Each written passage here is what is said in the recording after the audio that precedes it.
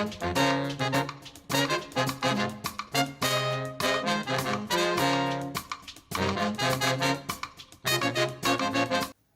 and welcome to the Tongston Entrepreneurial Thinking podcast. This is the number one podcast in the world that discusses everything to do with entrepreneurial thinking. But for entrepreneurial thinking to happen, you need education, business, media, and finance. And this is what we do really well here at Tongston. My name is Engineer Bello Tongo, of course. I'm the CEO and founder of Tongston and your host today. Today we are in the Tongston Entrepreneurial Media Studio. And our guest today is, how will I describe him? I think I will say he's a top scientist, top educationist, top family man, top consultant, but also I will say a top mentor. So I'm giving you all the 5 tops, sir. Okay. But I guess you'll do better justice to discuss or to also explain who you are to us and also to the audience. So I hand over to you, sir. You can tell us a little about yourself and what you do, your experience, education, all of those good stuff. And then we proceed after that. Okay, my name is Kenneth Nwaichi. I'm a consultant in education. I also have about 20 years experience in education, Yes. active classroom experience. Mm-hmm. I love education. I have passion for it.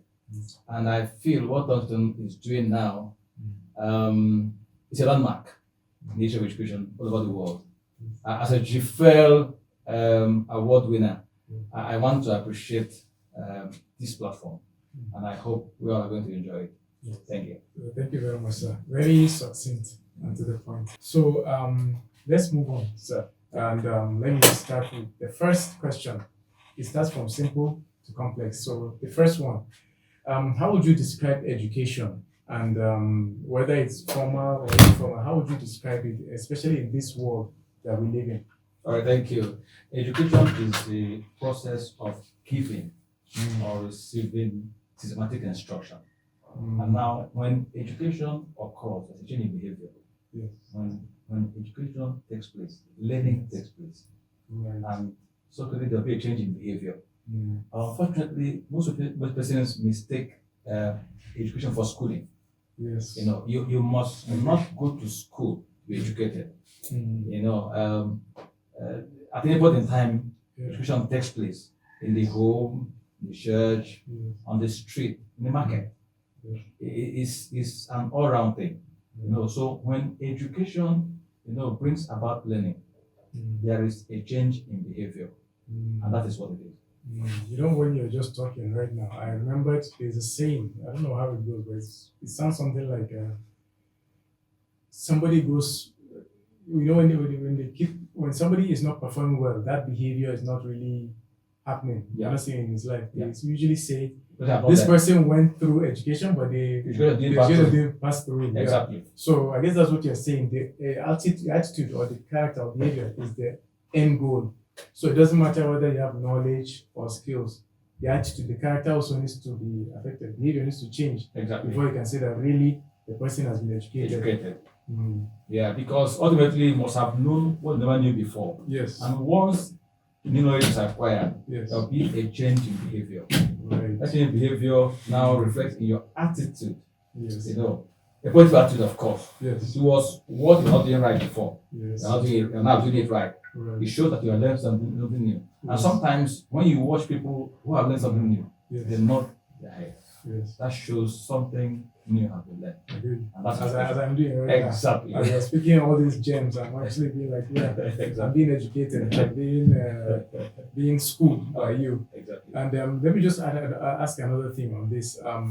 Would you say that the attitude or the character side is also being imbibed or is giving a lot of value as far as education is concerned? I mean, do you think people or parents, the school system, and even teachers, do you think they care so much about the character side or the behavioral change, or they care more about the other things like skills and etc.? Anyway, I must say that these days, people, even though who went to school, Yeah. don't care about character. Right. Even though after graduation, the university will say, you have been rewarded, for knowledge and character. Yes. Or found him worthy. You have in, been found knowledge worthy in knowledge and character. Yes.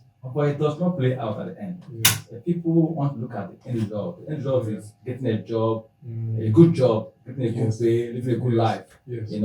And so when those things don't come, Yeah. they feel education has not been worthwhile. Okay. So they want to look at, okay, what is there for me at the end of this process? Okay, Yeah. after 5 years of social strike, after Yes. 10 years of university program, Yes. what happens at the end?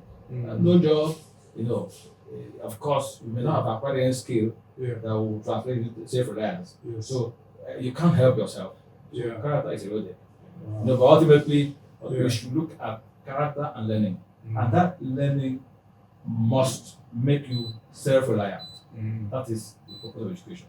Yes, I agree, sir. And unfortunately, the other thing is also people don't seem to realize that even for you to get that job or to be self-reliant, your character or behavior to life How has they go to to play. change. Yes, exactly. Exactly. It's not just skills. Yeah. So I do agree with you, Yeah. sir. Let me move on to the next question. Okay. This is a very interesting one, and generally our audience is full of parents, students in school, all levels of school. Some people are professionals, some are entrepreneurs, and some are government people. So this particular question, let me ask you, especially for the parents and the school system and even the students, education itself or schooling. Let me focus on the schooling side of things. Okay. We seem to be fascinated by private schooling or private school, if I can call it that, especially at the basic level. Okay. So nursery, primary, secondary school, people always want private school.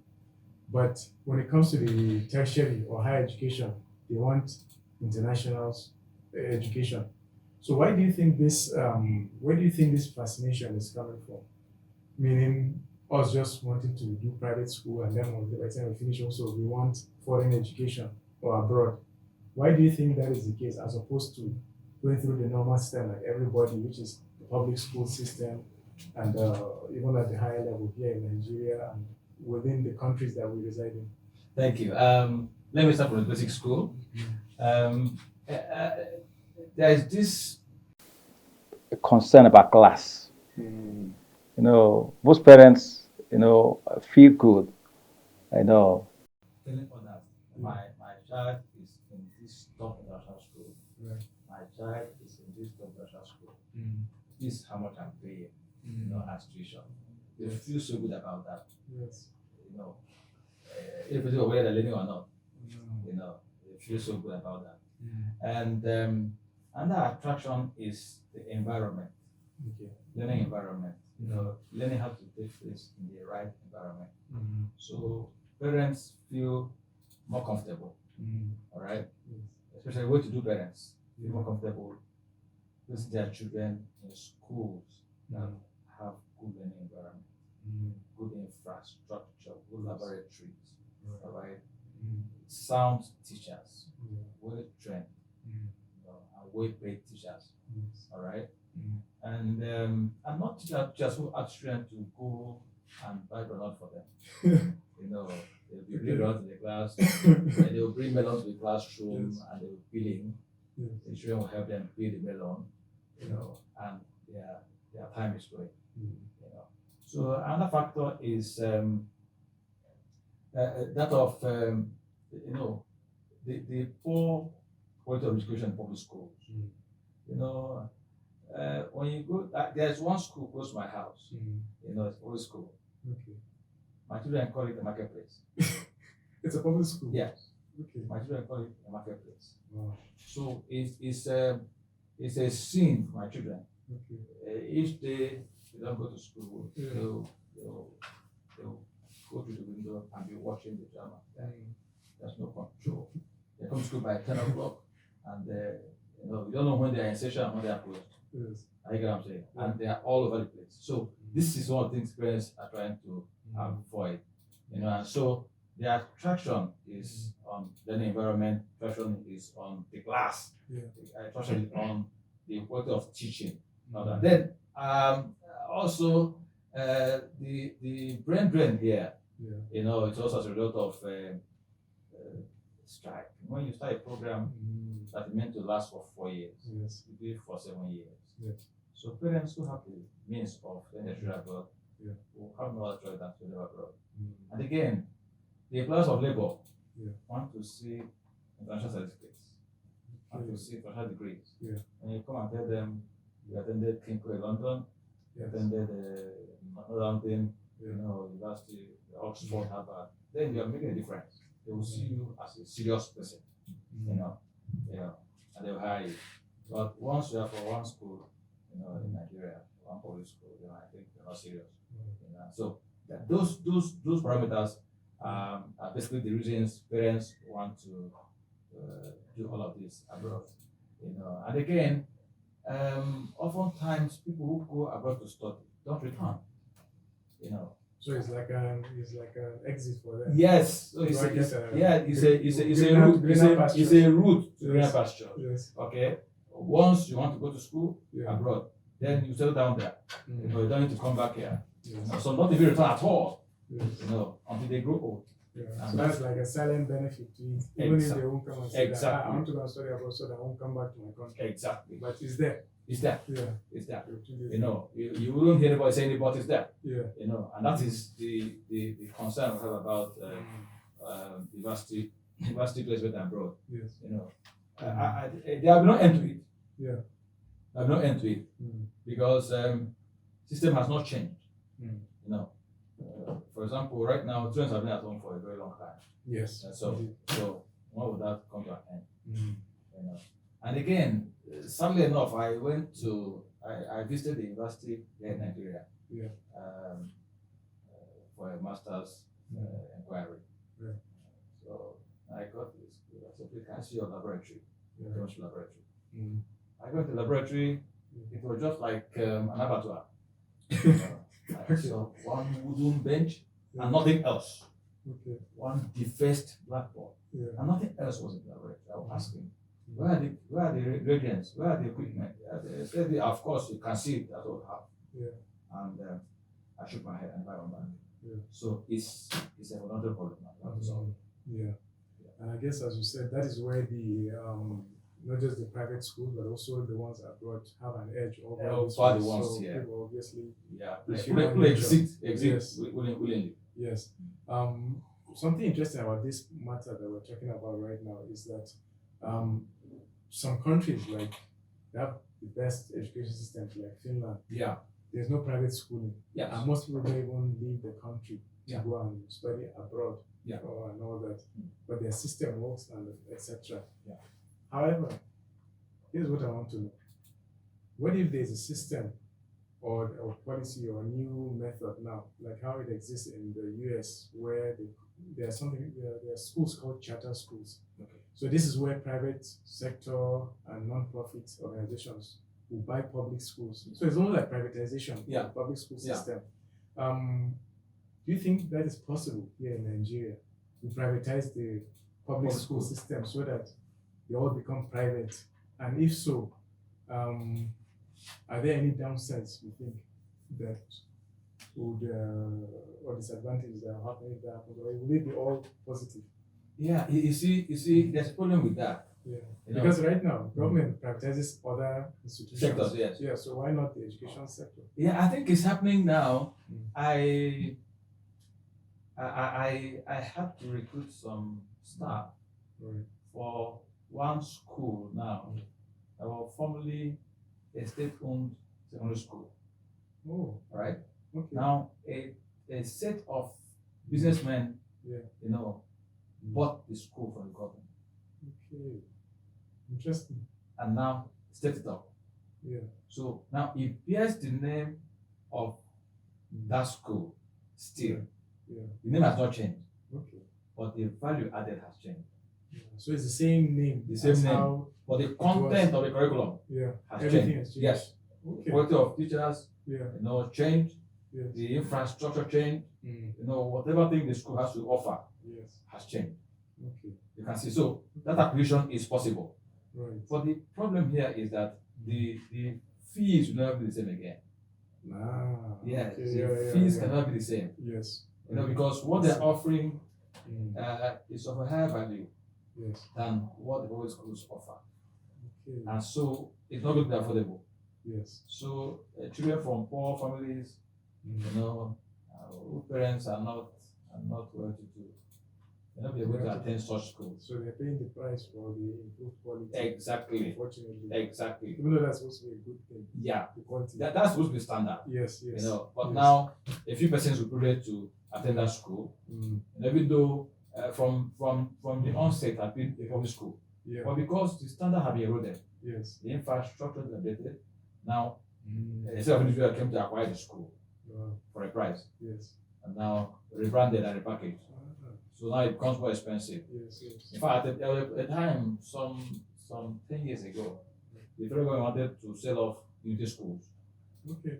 in Nigeria. Yeah, I think I- there are I- 104. Yes, I remember. I remember. I was in private school then. Okay. I remember my school then sent me to Calabar Okay. to go and inspect the private school. One of them. Yeah, one of the the schools. Yeah, the schools. Okay. Yeah. For a post of acquisition. Yes. You know. So, but what happened later? I don't know. Ah, You know. So, but this approach is possible. yes. It's Yes. possible, Yes. but it's going to hit the system so badly. Okay, so that's the disadvantage. Yeah. The prices. Yeah. I mean, fees. Yeah, but in terms of value, it's going to step on the value. Yeah. You know. Okay. We're going to return the glory Yes. of public school.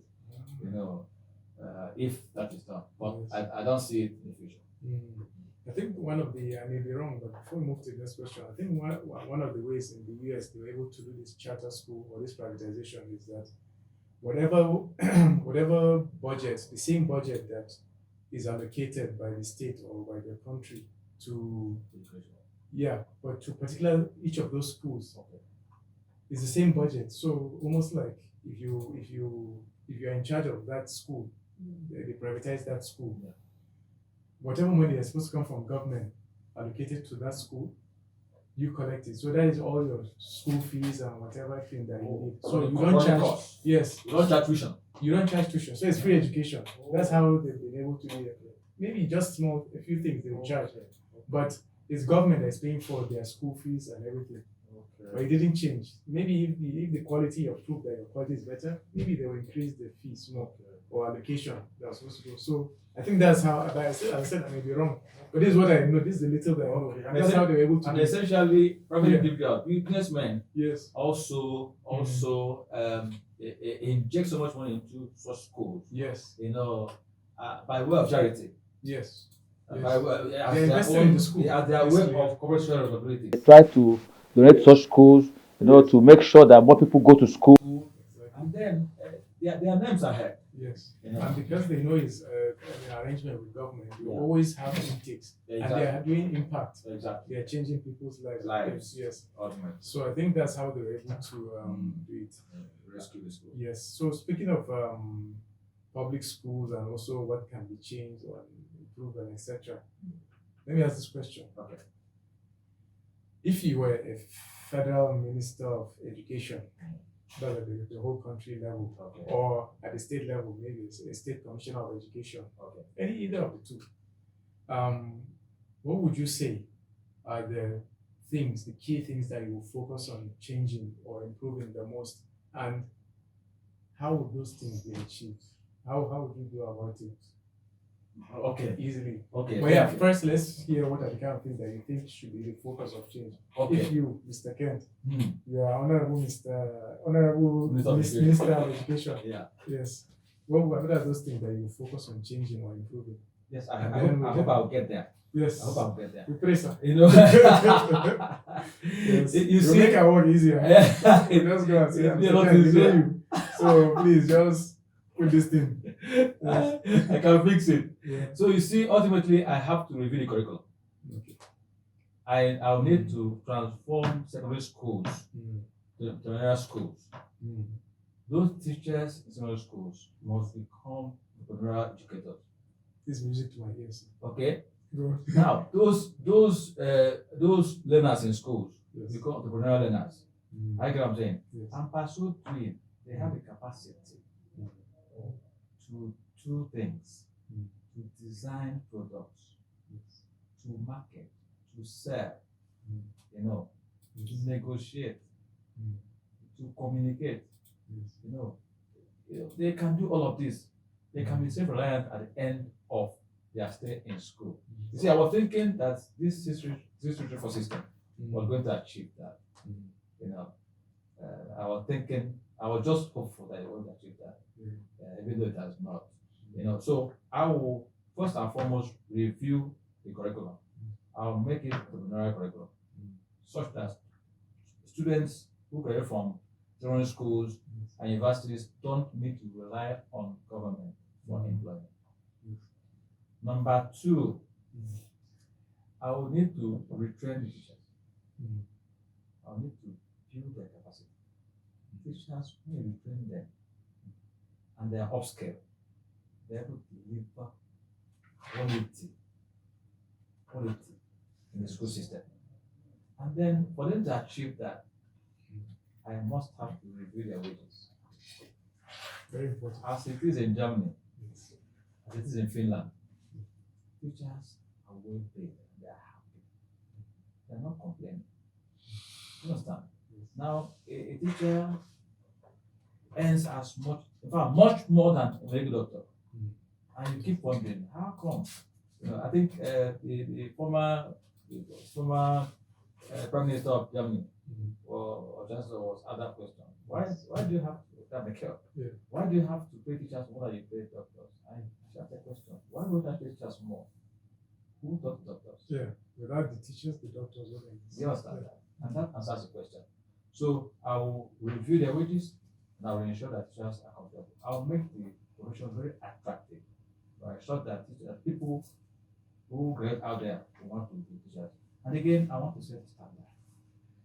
Teaching is not a waste bin.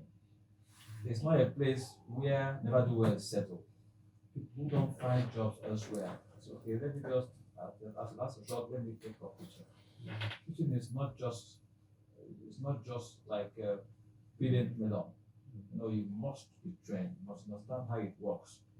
The skill to impart knowledge, in people must be acquired through a systematic approach. All right.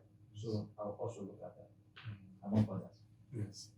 Speaking of others, and I like your approach to the whole, because I always say teachers are the ones at the heart of the education. And I used to always also tell people that behind every good student is a great teacher.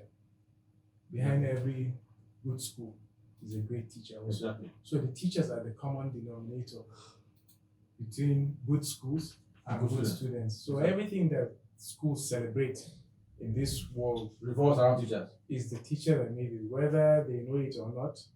It was something to do with the teacher that made them, even if it's passing exams and other performances, it's all down to the teacher, even more than the school or even any other support that they get for learning.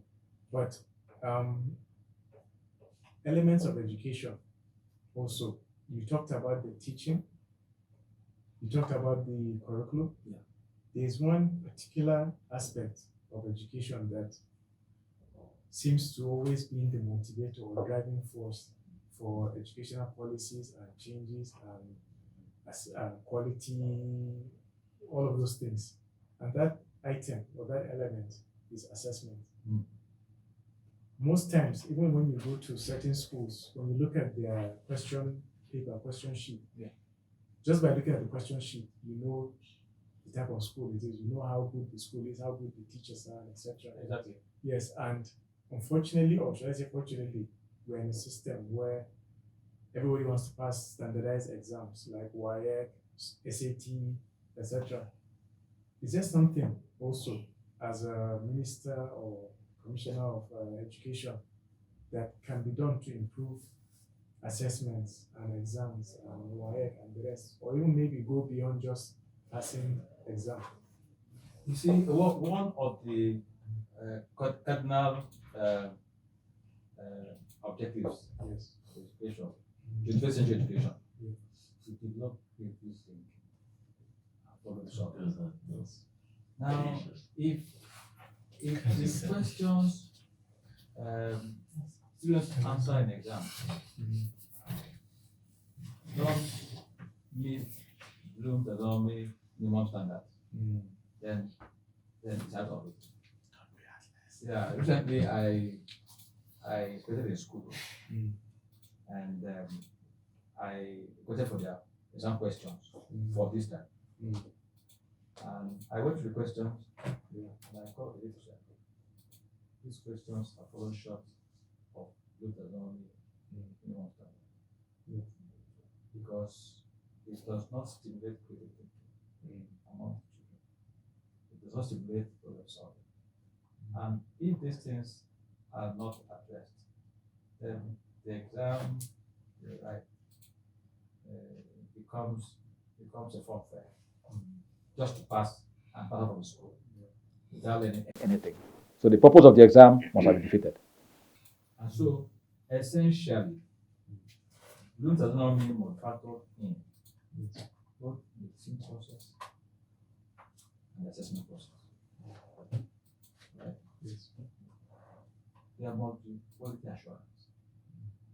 You assess the quality of teaching, you also assess the extent learning has taken place. This quality must also reflect in the standard of questions students answer. Which should be at the highest level. Yeah, highest level. Yeah. Not just not at the lower level. Yeah. There should be higher order thinking questions. Yes. There should be lower order thinking questions. The blend of such will bring out the best. Yes. Yes. I agree, sir. And also I feel, when people talk about changing certain things, certain content of the curriculum, I feel also if this thing we're talking about Bloom's taxonomy, higher order thinking, if it was implemented, even with the current content of the curriculum, we still can achieve high performance of students, regardless of where they find themselves in life. Exactly. They will to think creatively, think critically, solve problems, communicate, collaborate, all of those things, But how you go about implementing it is also a matter of, is a problem now, which, as you said, you improve the teachers' welfare and also their capacity training and all that. It will be achieved. Four in place. Exactly. So all three or all four elements have to actually be improved. And I hope really amongst our audience, whether they're existing or former or future commissioner of educations or ministers of education, that this is something that they take out of this discussion and implement hopefully in the future. Or maybe we use, as you said, very soon.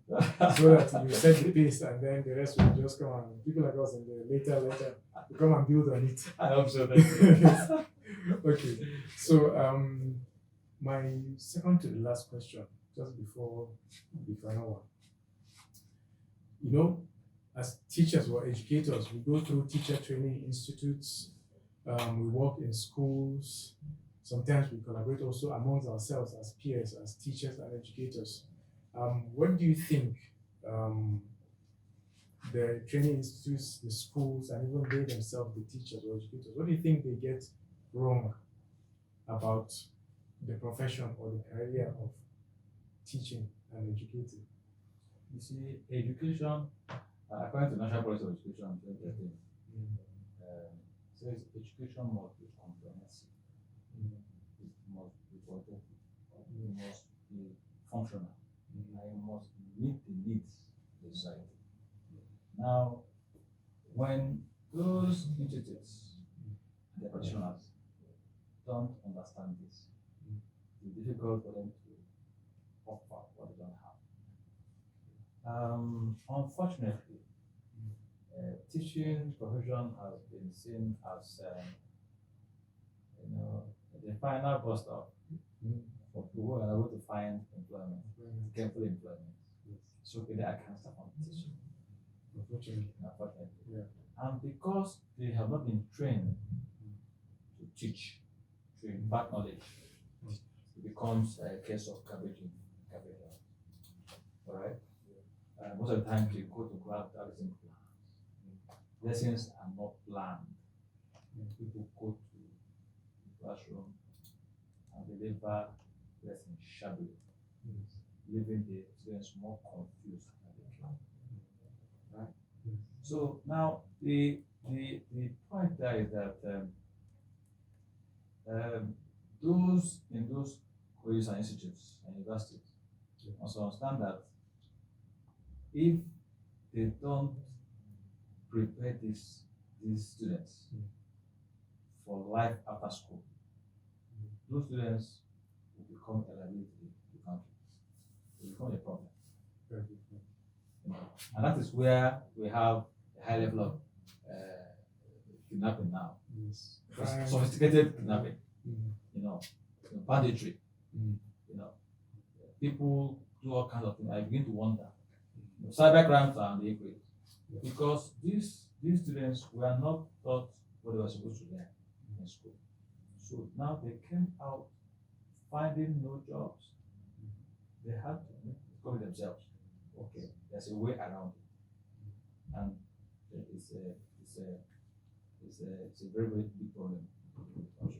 So there must be a change in the understanding of those who practice teaching in institutes and colleges and universities. All right.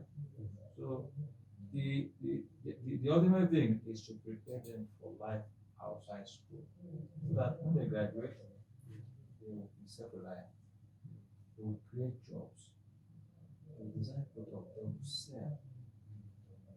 They will live a good life, and that is what they should be. So, if their needs are not met in the process of schooling, then they will come out frustrated.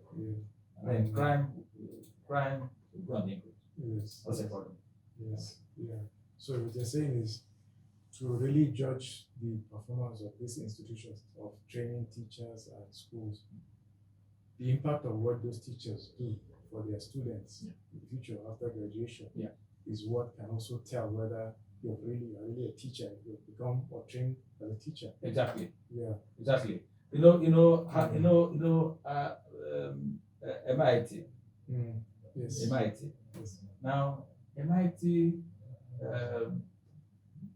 has a way of assessing their own students. Right? Yeah. They don't just Their own special way. they have a special way of Okay. assessing their students. Yeah. Okay. They assign a task to you. Go and develop it. Go and come up with a solution. Go and think about it. Do whatever you can do about it. That's your exam. I know what I'm saying. Yes. So whatever thing you do at the end of the day is what you are assessed with. And you see that most of their Steve Jobs, for example, is a case in point. These guys are very, very good. They come out with programs. They write programs, softwares, and they are doing very good. All of my students is doing very well now. Okay, in Google. Okay. They passed through MIT and they came out tops. Yes. Okay. Yes. So they prepare these students for life after school. Life after school. It's not about the book knowledge. It's about what they can do to solve the problem of society. Using what they have. What they have learned in school over time. Yes. And that is what the students should do. If the needs of society are not met, then the education is not what it should be. Okay, maybe let me quickly ask a follow-up question before I move on to the final question. What do you say to school systems that adopt British curriculum, American, Canadian, I've even seen Chinese and all sorts of other curriculum? When those curricula were developed mainly with the thinking of locality like UK, US, Canada, and all that, but not necessarily Nigeria, or Kenya, whatever. What do you think in terms of those schools that are doing that education? Is it that they are like, okay, we'll train you so that you can fit and exist and serve the needs of UK or US and all that? How about where you are located now, Kenya or Nigeria or whatever? Shouldn't that also be addressed? It's an aberration. Okay. It's an aberration. Although I see some schools doing blended of the two, but there are really some schools that just do full British, full American, full Canadian curriculum. It's an aberration. Okay. You see, if every curriculum location-based system. Yes. You know, Mm. the Nigerian curriculum is tailored towards the needs of the people. American curriculum is tailored towards their needs. You know. Now, the reason a lot of schools want to bring in a barrage of regular is because they want to attract international practice. They are Especially the international community. very that good. exists. Yes, they want to. They The are. embassies They are and- saying what Parents want to hear. Okay. Okay, see our school. offers British, Canadian, American, Chinese. Recently, I'm seeing South African curriculum. Really? Yes. Wow. I've seen Chinese and South Korea. I think, somewhere. So, of what use? I've seen Ghanaian. How do you So intend you to blend yeah. them? How do you blend? You see, Mm. this is what Tongston has done. I like so much. Curriculum integration. Yes. Most of these schools don't have experts in those areas Mm. to integrate the curriculum. There's nothing wrong bringing from here and there, Mm. but if you are not able to integrate them properly, you can't deliver them. Especially to meet your own needs Yes. as a country or as a state Exactly. or as a continent. Because not every child Yeah. that passes to that school Mm. will study abroad. Yes. Do you understand? Yeah. Yeah. So after college, what happens now? Mm. Right? Yeah. So when you bring a variety of curricula and you bother the student with so many things and none translates to learning, Yeah. they come out more confused. I get what I'm saying. The only area I want to encourage schools to leverage on is the entrepreneurial aspect of it. Mm. Now, if you want to bring such curriculum, Yeah. now see how you can integrate what you are doing to educate. All right, Yeah. you know, with the entrepreneurial aspect of it, Mm. that these children can be self-reliant, they can be creative. You know, when they leave school, parents should see something unique about them. There must have been a perception of learning that distinguishes them from every other child from every other school. That's what was different. But when you now do all of the curricula, and then the child comes again and writes WAEC, writes IGCSE, and still attends Nigerian University, and then comes out jobless, it amounts to nothing. So I think they should be more focused. They should narrow it down to something the children should be able to manage, and then get more focused. This makes sense. Yeah. This makes absolute sense. And as you said, it's something that also we're trying to do with Tongston, that everybody's taken along, or every type of aspects of curriculum, but Yeah. also that it meets the needs of where you are, which is Nigeria, Yeah. Africa, Yeah. and the rest of the world Yeah. also, because it's a global Global, yeah. world now. Yeah. My final question now, sir. You've been an educator for many years, been a consultant, you've also worked for organizations. What would you say,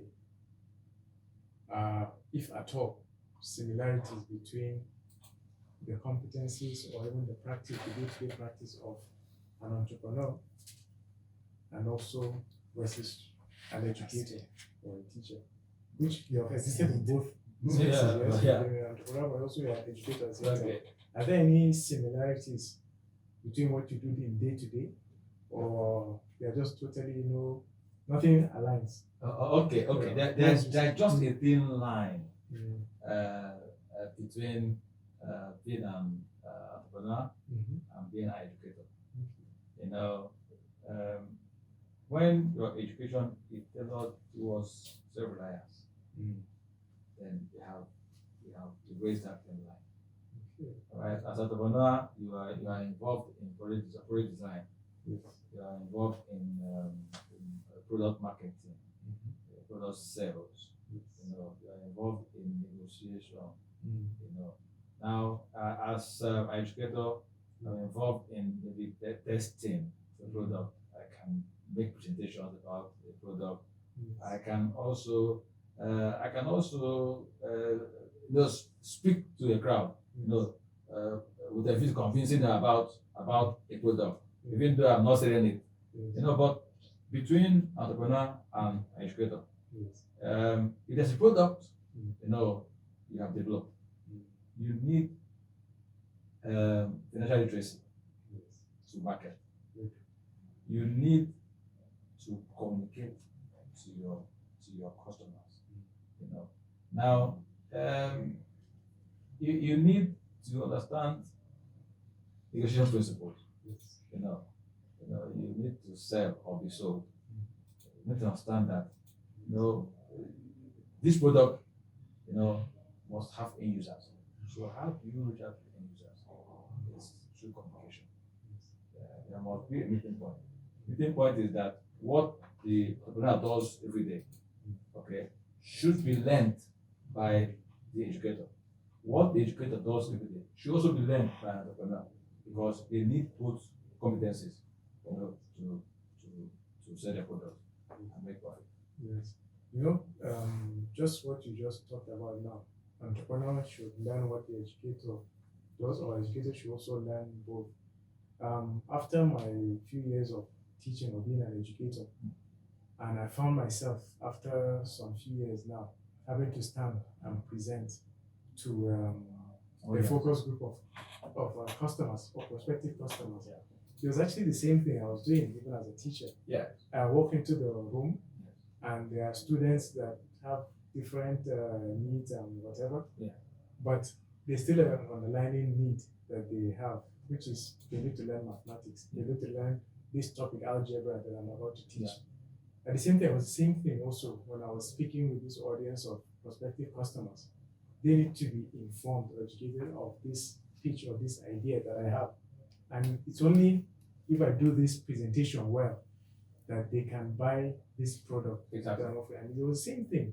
It was only if those students engage and buy into what I'm teaching them about algebra or whatever that they can actually learn.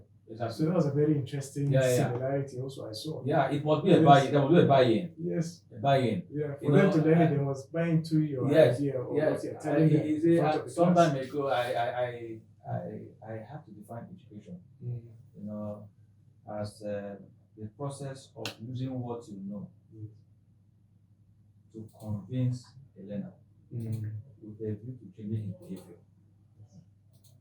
Okay, so if I have learned to repair cell phone, and I teach my friends, look, this is how you can repair phone. My friends thereafter will start repairing phone. You understand that? That is what it should be. So there must be a meeting point. You know, you cannot be an entrepreneur without being an educator.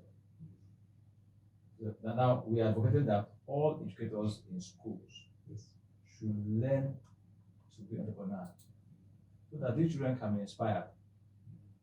I was reading something about Bill Gates, you know, Bezos, you know, then Carlos Slim, all these guys. You know, they have one thing in common. They are focused on a problem. They want to solve this problem. And when you solve a problem, in fact, the one thing common among them is that they see entrepreneurship, you know, as a mission. Okay, it's as a mission. You know, Life mission. Yes. Purpose. As a mission. You know, you need to make people happy for it to make profit. You understand that? I see. I'm already seeing the connection. Because the same thing even as educators when we go to classroom. If the kids, the teacher or the whoever you're lecturing or training, if they are not happy with you or with what you are offering them as information, They won't learn it. They won't learn it. It's not going to get anywhere. They'll just be waiting like, let this guy finish quickly and time is over, let's leave. So sales, basically, you're pitching, you're presenting, which is there, it's the same thing. It's just that in one case you are maybe presenting the physical product or service. In the other one you're presenting or selling an idea or a kind of knowledge. Yes. Okay. It's very, very interesting. And I think on that note, let me bring this to a close. So on that note, I end this discussion, this conversation. Mr. Kenneth, thank you very much for coming. How would people know more about you in in the next future, or when by the time you become Minister of Education and etc. How do we get to know about you? Is it through social media, email, website, and or should they just come to us so that we connect you to them? Yeah, if you go to Tongston Entrepreneurship Holdings, you get me there. Okay. Your profile is there. If you go to LinkedIn, you find me there. LinkedIn, you're on Tongston website. Do you do any of these other social media? Yeah, I'm on Facebook. Don't do TikTok, Instagram. Oh, you do Instagram also? Yeah. Okay. We're also on Instagram. Yeah. So you can find Mr. Kent also on Instagram, and we're going to put all the links to our contact websites and etc. in the description, so that you get to ask also other questions that you may have for Mr. Kent. So on that note, thank you very much. As always, dare to think, create, and sell your ideas. Thank you.